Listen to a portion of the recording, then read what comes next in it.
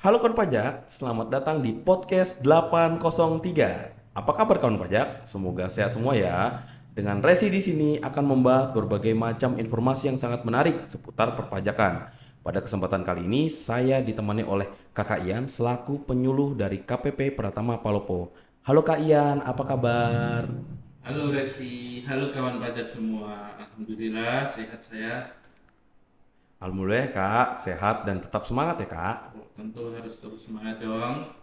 Ya, Kak Ian, kita akan membahas yang masalah yang baru nih di media sosial terkait nick yang sudah dapat digunakan menjadi NPWP. Kira-kira Kak Ian bisa ceritakan nggak apa yang melatar belakangi dan harapannya dengan kebijakan ini? Ya, betul sekali. Sekarang nomor induk kependudukan atau NIK itu dapat digunakan sebagai sarana administrasi perpajakan. Nah, kebijakan ini sebenarnya adalah amanat dari Undang-Undang Harmonisasi Peraturan Perpajakan atau Undang-Undang HPP. Nah, Undang-Undang HPP ini terbit di tahun 2021. Namun, untuk petunjuk teknis baru terbit Juli tahun lalu di Peraturan Menteri Keuangan Nomor 112. Nah, latar belakangnya kenapa kebijakan ini terbit adalah yang pertama, untuk mendukung kebijakan satu data Indonesia. Nah, harapannya agar masyarakat, khususnya di sini wajib pajak, diberikan kemudahan untuk dapat memenuhi kewajibannya agar kepatuhan wajib pajak dapat dilaksanakan. Kemudian untuk mengakses layanan publik agar lebih mudah ini Resi. Dan Ya. kedua, memberikan kesetaraan serta dapat mewujudkan administrasi perpajakan yang efektif dan efisien. Nah, sekarang ini pemerintah memiliki tantangan yang luar biasa, termasuk di sini DJP, tantangan untuk melakukan pemungutan pajak ke depannya karena ada teknologi yang berkembang sangat pesat, entah itu di Indonesia ataupun di dunia internasional. Nah, oleh karena itu DJP membutuhkan sarana administrasi yang dapat menjangkau kemajuan teknologi ini, dan dirasa NIK ini dapat mewujudkan hal tersebut karena NIK pasti digunakan sebagai sarana administrasi di berbagai bidang. Nah, termasuk perbankan pakai NIK, Ya, perizinan di Pemda pakai NIK, betul sekali. apalagi BPJS pakai NIK dan Ya. sebagainya. Kira-kira begitu Resi. Wah. Wah, ternyata sebenarnya sudah diatur sejak tahun lalu ya, Kak. Iya betul. Tapi full penerapannya setelah PMK 112 terbit di bulan Juli Iya itu. iya. Nah, apabila kita nilai dari tujuannya, bagus banget nih ternyata, di mana nantinya akan memudahkan wajib pajak dalam memenuhi hak dan kewajiban perpajakannya, serta membantu DJP juga untuk meningkatkan kepatuhan wajib pajak dan data internalnya. Nah, kalau segi dari teknisnya nih Kak, penerapannya gimana? Apa yang sedang dilakukan oleh DJP ya Kak? Oke, kita tidak jauh-jauh dari PMK-nya ya. Ya. Di PMK 112. Jadi mulai 14 Juli 2022, DJP membagi NPWP dan sudah ada sebelumnya. Nanti akan menjadi tiga jenis peruntukannya. Nah, yang pertama itu untuk wajib pajak orang pribadi penduduk. Oh iya, Nah, duduk. siapa ini wajib pajak orang pribadi penduduk? Yaitu seperti kita nih, kita punya NIK. Nah, kita bisa menggunakan NIK sebagai sarana administrasi perpajakan. Kemudian yang kedua, bagi wajib pajak selain penduduk. Jadi ada juga wajib pajak tapi bukan penduduk Indonesia. Contohnya ekspatriat, warga negara asing. Oh iya, iya. Kemudian badan atau perusahaan. Kemudian instansi pemerintah atau SKPD, instansi pemerintah pusat Usaha. maupun daerah maupun desa ya.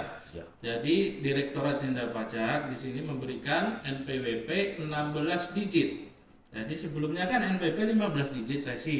Oh iya, Nah, 15 sekarang digit. DJP memberikan NPWP 16 digit bagi wajib pajak tersebut yang telah terdaftar. Dan kemudian yang terakhir, yang ketiga nih, bagi wajib pajak badan atau perusahaan yang memiliki cabang atau ada cabangnya di daerah-daerah tertentu ya, bisa menggunakan nomor identitas tempat kegiatan usaha atau NIT-KU sebagai pengganti NPWP. Ya. Nah, oleh karena itu kali ini kita bahasnya soal NIK ya, jadi kita fokus bahas yang NIK aja ya. Ya. Usaha yang dilakukan oleh DJP saat ini yaitu melakukan proses pemadanan data identitas wajib pajak dengan data kependudukan dengan sistemnya Ditjen Dukcapil Kementerian Dalam Negeri bagi wajib pajak orang pribadi penduduk tadi. Jadi hasil dari proses itu nanti ada dua, yaitu satu data valid dan kedua data tidak valid. Dari hasil pemadanan data itu, nanti DJP mengirimkan klarifikasi data kepada wajib pajak, meliputi data alamat, nomor telepon seluler, data klasifikasi lapangan usaha atau KLU, kemudian dan data unit keluarga melalui laman DJP Online. Jadi bisa diakses di DJP Online masing-masing wajib pajak. Kemudian email terdaftar wajib pajak, kontak center DJP, dan saluran lain. Jadi untuk melakukan pemadanan data tersebut bisa dilakukan di laman DJP Online. Ya. Kemudian bisa jadi DJP mengirimkan ke email wajib pajak. Oh, ada email ya, Pak? Ya. Kemudian kontak center DJP bisa jadi di WA center KPP masing-masing terdaftar atau melalui kering pajak 1.500-200 dan saluran lain. Nanti kemudian mungkin diatur lain. Kemudian apabila wajib pajak sudah melakukan klarifikasi atas permintaan klarifikasi yang dikirim DJP, wajib pajak sudah bisa menggunakan NIK sebagai NPWP.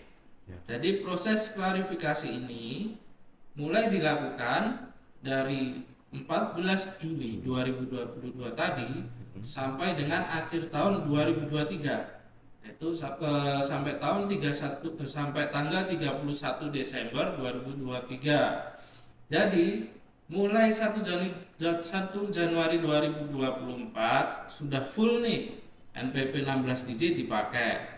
Kemudian NPWP kita yang sekarang yang 15 digit itu sudah tidak digunakan lagi. Kira-kira seperti itu, begitu ya, Pak. Resi. Jadi ternyata di PMK 112 ini tidak hanya membahas topik NIK menjadi NPWP, ternyata ada badan, lalu ada cabang juga, itu nantinya akan 16 digit juga ya, Kak? Iya, jadi semua akan menggunakan NPWP 16 digit tanpa terkecuali. Jadi tidak hanya diatur yang punya NIK saja. Tapi untuk saat ini kita fokusnya kepada orang pribadi, Ya, ya, betul jadi NIK sekali. menjadi NPWP. Jadi sekarang DJP itu terus melakukan upaya ya, Kak, sampai tanggal 1 Januari 2024 itu nanti semua full penerapannya sudah menggunakan NIK maupun NPWP 16 digit tadi khusus untuk badan dan cabang. Seperti itu ya, Kak? Iya, betul sekali. Jadi ini nih sekarang usaha yang dilakukan oleh KPP Pratama Palopo yaitu terus melakukan upaya yang maksimal agar nanti di tahun 2024 wajib pajak yang terdaftar khususnya di KPP Pratama Palopo dapat lancar nih melanjutkan kewajiban perpajakan yang memenuhinya. Ya, jadi lebih mudah ya, Kak. Oke, mantap, Kak. Untuk pertanyaan selanjutnya ya, Kak. Kita tahu lah ada kekhawatiran dari masyarakat nih, apalagi di media sosial sempat ada kasus ya, di mana beberapa netizen itu menganggap bahwa NIK yang sudah menjadi NPWP itu harus bayar pajak semua nih. Nah, kira-kira tanggapan dari Kakak gimana itu? Ya, isu yang meresahkan ya. Ya, di sini kita harus sampaikan bahwa kalau kita perhatikan di media sosial tidak sedikit yang menanyakan hal tersebut. Nah, pemerintah melalui Menteri Keuangan dan Direktur Jenderal Pajak juga sudah berulang kali mengklarifikasi isu ini. Jadi tidak semua yang memiliki nomor induk kependudukan nanti wajib membayar pajak. Karena pajak itu dikenakan atas penghasilan. Oh iya. Bahkan tidak semua penghasilan itu dipajakin.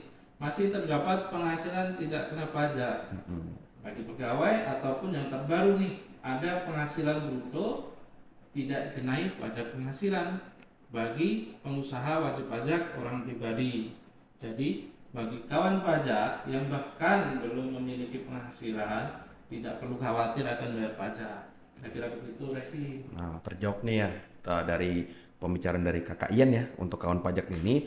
Jadi sebenarnya pajak itu tidak dikenakan ya, tidak harus langsung dikenakan kepada seluruh wajib pajak yang sudah punya NIK. Tapi pajak itu dikenakan jika sudah memiliki penghasilan. Bahkan yang sudah punya penghasilan pun masih ada batasannya untuk tidak bayar pajak. Jadi tidak semuanya untuk membayar pajak. Seperti itu ya Kak Ian. Iya, betul. Jadi pajak itu hanya digunakan, hanya dikenakan bagi penghasilan yang sudah di atas penghasilan tidak kena pajak. Jadi kalau contoh, saya ambil contoh aja ya, biar clear. Ya. Contoh kalau misal ada Agus ya, sorry nih kalau ada yang namanya Agus ya. Kalau Agus nih kerja di PTA, nah penghasilannya misal sebulan 5 juta rupiah. Nah, apakah penghasilan Agus sebesar 5 juta ini dikenakan pajak semua? Tidak. Nah, ada yang namanya penghasilan tidak kena pajak. Penghasilan tidak kena pajak ini dilihat dari status pernikahan dari Agus ini dan dia punya tanggungan atau tidak. Nah, kalau dia nih contohnya dia belum menikah, jadi belum ada tanggungannya ya. Jadi penghasilan tidak kena pajaknya Agus dalam 1 tahun itu 54 juta atau 4 juta 500. Jadi per bulan itu penghasilan Agus yang 5 juta yang dikenakan pajak hanya 500.000. Jadi tidak semua dikenakan pajak. 5 juta langsung dikali 5% itu enggak, tapi harus dikurangi dulu penghasilan tidak kena pajak. Ya, disingkat PTKP ya. PTKP itu sekali. Nah, seperti itu kawan pajak. Jadi mungkin solusinya ya untuk teman-teman pajak tidak perlu khawatir juga. Sama kalau misalkan pajak yang masih jomblo segeralah menikah agar PTKP-nya menambah seperti itu. Banyak anak banyak rezeki. Iya, banyak lagi dan mengurangi pajak juga. Iya. Banyak anak banyak rezeki, tapi banyak istri tidak pengaruh. Poligami nih jadinya Kak. Oke, mungkin sampai di sini aja ya. Terima kasih untuk Kak Ian sudah bersedia secara langsung menjadi narasumber podcast kali ini. Semoga selalu diberikan kelancaran ya Kak dalam tugasnya. Amin. Baik, kawan pajak sekalian, terima kasih telah menonton podcast kita kali ini. Tetap nantikan podcast kita selanjutnya, tentu saja dengan bahasan yang menarik dan narasumber yang lebih berkompeten lainnya. Baik, sekian, terima kasih kawan pajak. Pajak kuat, Indonesia maju. Terima kasih Kak Ian. Terima kasih semua.